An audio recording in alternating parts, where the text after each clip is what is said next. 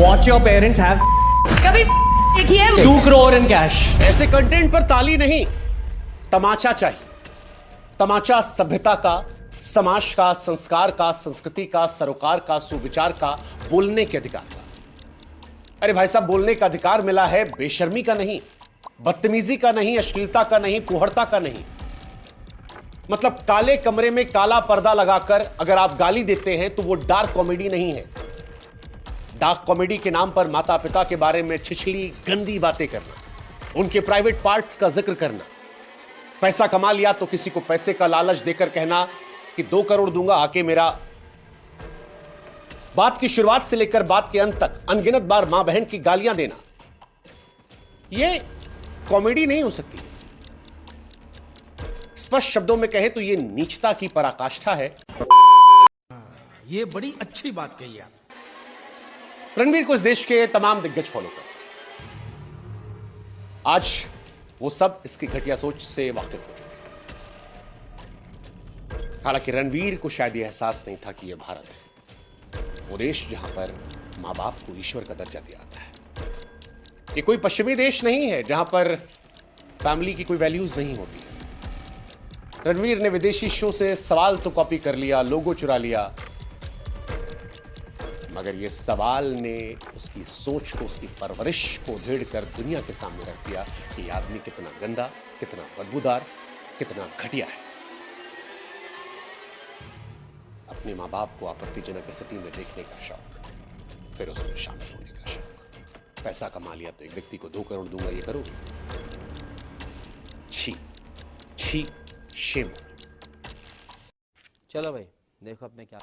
अब बात करते हैं दूसरे शख्स की। नाम है अपूर्वा मखीजा। मोहतरमा खुद को इन्फ्लुएंसर कहती हैं, पर आप इनको अराजकता की निर्विवाद क्वीन कह सकते हैं। अपना निकनेम रखा इन्होंने द रेबल के। हमारे देश में जिसमें महिलाओं को देवी का दर्जा मिला है, जहां बातें होती हैं कि महिला पुरुष कंधे से कंधा मिलाकर चले, वहां यह मोहतरमा किसी और क्षेत्र में आगे बढ़ रही है। एक कंटेस्टेंट से कहती हैं कि शादी करना है, 6 फीट 4 इंच का मर्द चाहिए, लेकिन उससे आगे उसके पैंट के अंदर भी 6 इंच का कम से कम होना चाहिए। क्या कहना क्या चाह रहे हैं भाई आप? अपने मम्मी के प्राइवेट पार्ट का जिक्र करके उससे कहती हैं, अपनी मां के अलावा किसी और का देखा है? और हैरानी की बात यह कि इनके भी चाहने वाले हैं जो इन सब बातों को जस्टिफाई करने की कोशिश करते हैं, इन बातों को नॉर्मलाइज करने की कोशिश करते हैं। इनको देश के बड़े बड़े कॉलेजों में न्योता दिया जाता है, ये वहां जाती हैं। क्या आज की पीढ़ी मां के निजी अंगों का जिक्र करके डार्क कॉमेडी के नाम पर उसे नॉर्मलाइज कर सकती है? तुम्हें शर्म है? कुछ शर्म आया है? सोचने वाली बात है, सोचिएगा। देश की तमाम महिलाएं, देश के तमाम माता पिता, भाई बहन, सोचिएगा। इन्होंने कंटेस्टेंट से पूछा कि जहां से पैदा हुआ अपनी मां के अलावा किसी और महिला का वो देखा है? फिर एक बहुत मोटी गाली थी, गंदी गाली, छिछली गाली, जिसे मैं नहीं बोल पाऊं। महिला होकर महिला को गाली देना अब फैशन। सवाल है अपूर्वा कौन सा ट्रेंड सेट कर? सवाल यह भी कि क्या इनके मां बाप हैरान नहीं होते? क्या वो ये सब नहीं देखते? बदतमीजी और फुहड़ता की ये इंतहा को देखकर क्या इनके मां बाप असहज नहीं होते? क्या ये लोग जो इंस्टाग्राम को अब एक गंदगी का अड्डा बना चुके हैं, और ये सिर्फ अपूर्वा तक नहीं, और बहुत सारी लड़कियां हैं जो दिन रात कपड़े खोलकर व्यूज कमा रही हैं, इनके मां बाप भाई बहन नहीं है, वो असहज नहीं होते? क्या अपूर्वा अपने मां बाप भाई के सामने भी इन शब्दों का इस्तेमाल कर सकती हैं? और वो कैसे मां बाप हैं जो अपनी बेटी के इस तरह के व्यवहार पर शर्मिंदा नहीं है? या फिर ये मान ले कि वो जो गाना था, ना बीवी ना बच्चा ना बाप बड़ा ना भैया सबसे बड़ा, क्या? बीवी ना बच्चा ना बाप बड़ा ना भैया सबसे बड़ा। मां बाप भी असहजता को विटामिन एम से शांत कर लेते हैं कि पैसा आ रहा है। सोचिएगा, और इसको नॉर्मलाइज होने मत दीजिएगा। ये नॉर्मल नहीं है, ये नॉर्मल नहीं है, ये हमको आपको सोचना समझना है। खैर, अब आते हैं उस व्यक्ति पर जिसने इस कार्यक्रम की संरचना की। नाम समय रैना। सच कहूं तो कश्मीर से आने वाले समय रैना की शुरुआती दौर में खुद का मजाक उड़ाती कुछ वायरल क्लिप्स जब आती थी सामने, तो कई बार हम भी गुदगुदा लिया करते थे कि ये व्यक्ति अपना ही मजाक उड़ा रहा है।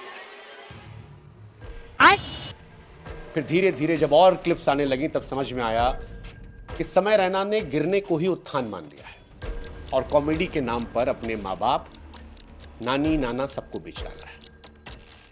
इसी शो में, इसी कार्यक्रम में समय रैना कहते हैं कि कोई मेरे शो में अगर पॉर्न शूट कर दे तो मजा आ जाएगा, इंटरनेट फट जाएगा।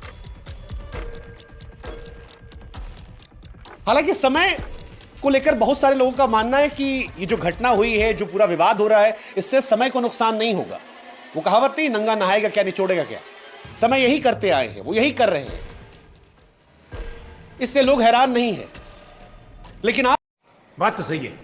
आपको यह बात जानकर हैरानी देगी कि समय रैना के पिता राजेश रैना जी इस देश के प्रतिष्ठित पत्रकार हैं।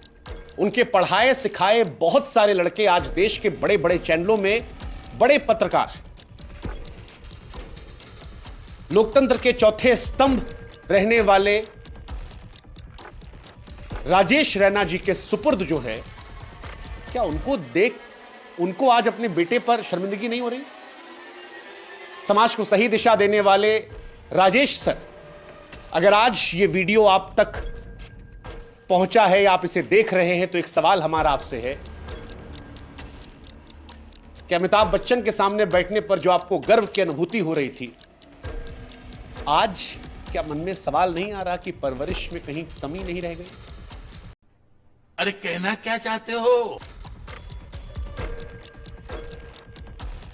आपका बेटा जैसा है ना सर, वैसा कोई भी बाप अपने बेटे को नहीं बनाना चाहता। हो सकता है आपके घर में ज्यादा पैसा आ रहा हो सकता है अब आपकी पहचान बदल गई हो, बेटे के नाम से पहचाने जा रहे हो। लेकिन अगर गिरने को उत्थान आप भी समझ लेंगे सर, तो फिर तो हो जाएगा।